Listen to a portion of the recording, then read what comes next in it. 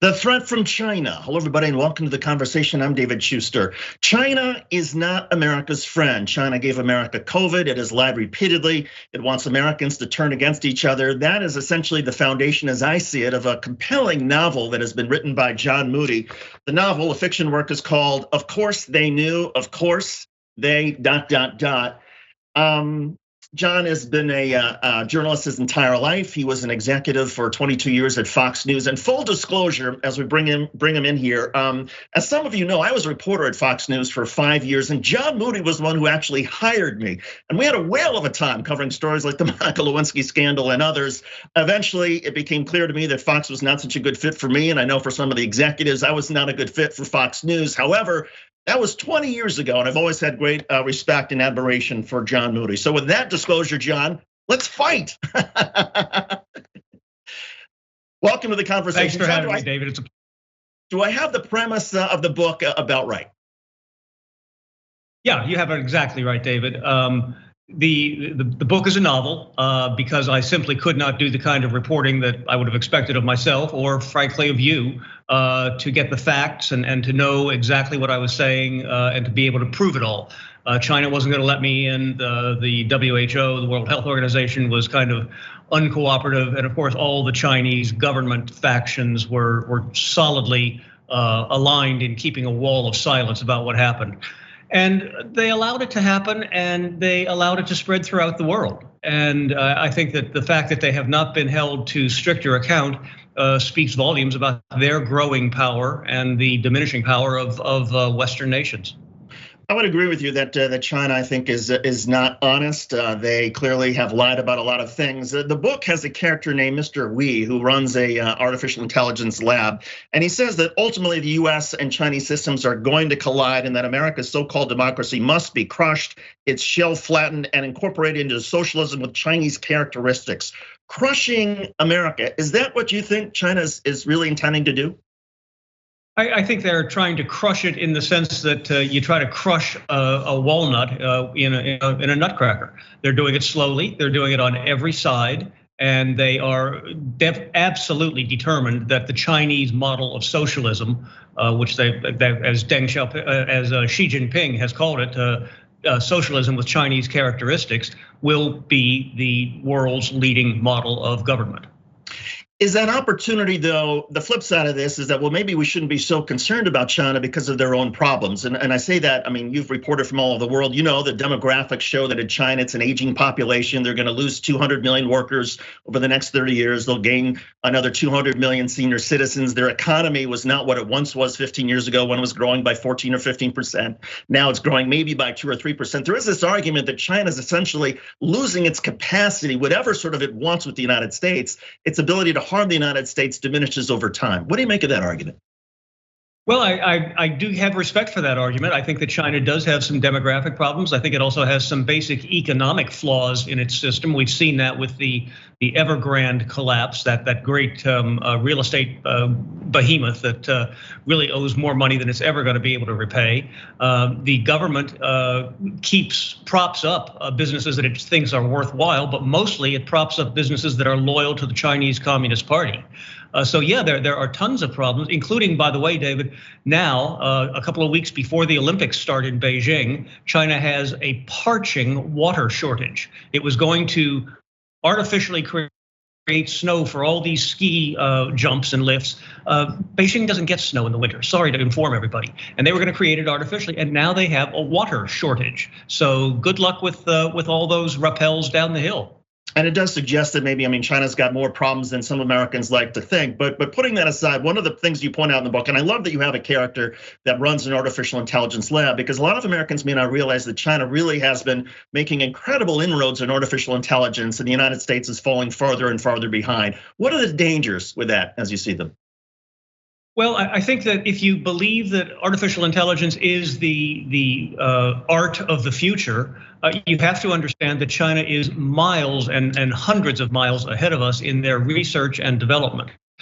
They were creating drones that were run by artificial intelligence almost 10 years ago, before that term AI really came into common knowledge.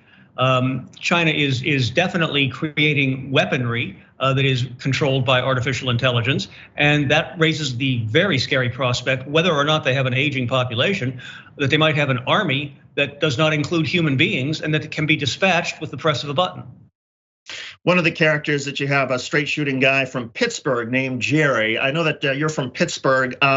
Jerry tires, it seems, of the political correctness in the United States. Is that character you?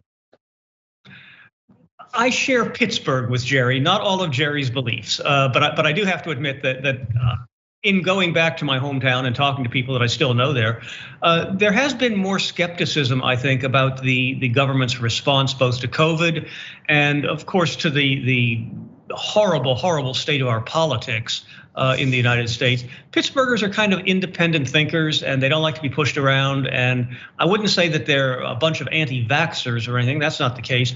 But they really don't like being told by a diktat what they have to do. Part of the book has the Chinese essentially taking advantage of this sort of these conflicts in the United States and trying to exacerbate them. It suggests a certain level of sophistication in terms of China's understanding of US domestic politics. Whether or not China really does have that understanding, is that something generally that you feel that a foreign adversary, China, Russia, anybody else, how big of a challenge do you see that being in the future?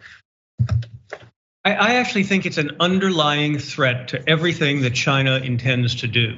And the reason I say it, David, is while I was doing my research for this, again, it's a novel, but I did some serious research trying to understand the Chinese Communist Party system. There are different levels of schools, as there are in the United States, I guess, but in China, there are different levels of schools for people who they think have higher potential to serve the party. And at the highest level are schools where, in order to get out of our equivalent of the 8th grade, which would mean 12 years, 13 years old, Chinese students have to know all 50 American states and their capitals. Now, how many 13-year-old Americans can do that? Yeah, I'm not sure many 13-year-old Americans can even name a single city in China. There is a great concern among so many of us that our politics in the United States is beyond repair. Do you share that view? Are you an optimist or a pessimist when it comes to the future of the United States, putting aside, again, China, putting aside other US adversaries, but just in terms of how we as Americans work together? And the reason I bring this up is I think if somebody would have told me at the beginning of the pandemic, okay, there's gonna be a vaccine within a year, it's gonna be, we're gonna have the means to try to sort of fight this thing.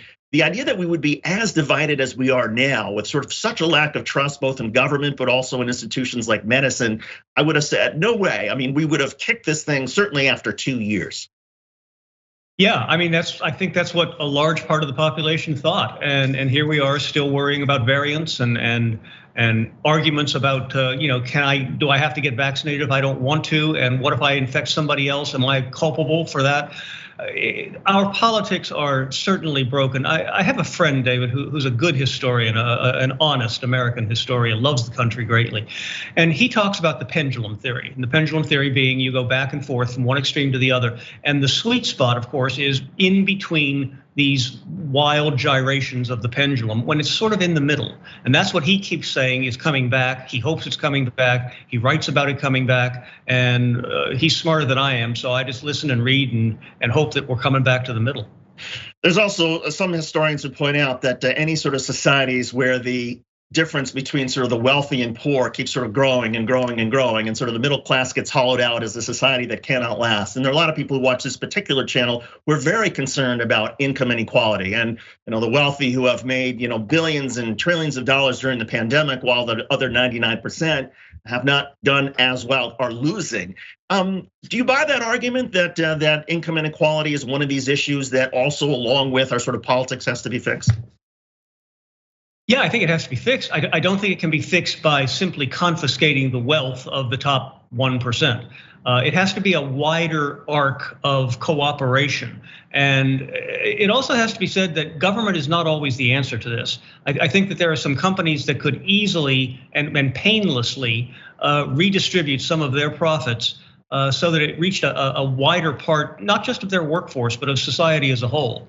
And I think there was a recent Gallup or some survey that I saw this week about the 10 wealthiest people in the world and how much money they've gained in the past year versus how the rest of the world has fared. It angers people.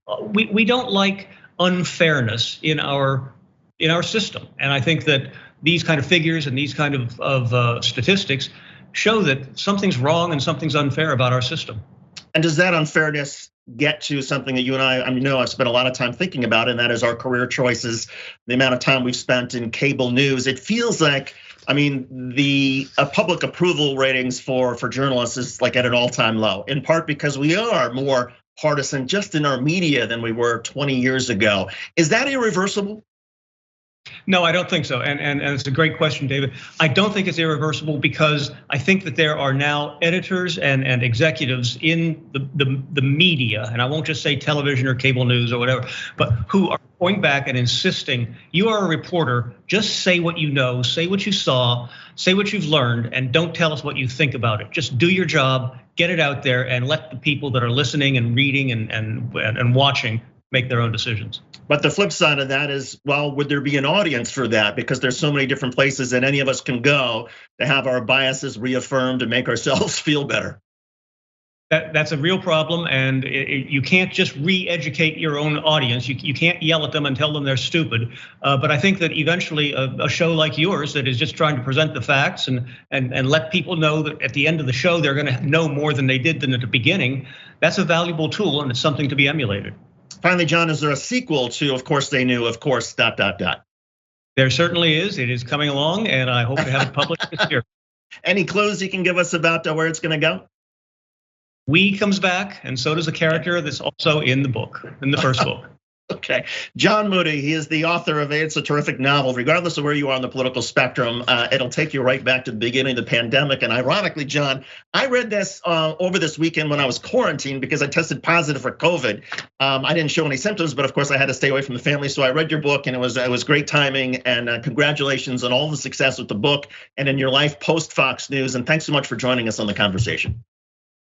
I hope the book didn't make you any sicker, David. Be well. Okay, thanks, John. Take care. Thanks for watching The Young Turks. Really appreciate it. Another way to show support is through YouTube memberships. You'll get to interact with us more. There's live chat emojis, badges. You've got emojis of me, Anna, John, JR. So those are super fun. But you also get playback of our exclusive member-only shows and specials right after they air. So all of that, all you gotta do is click that join button right underneath the video. Thank you.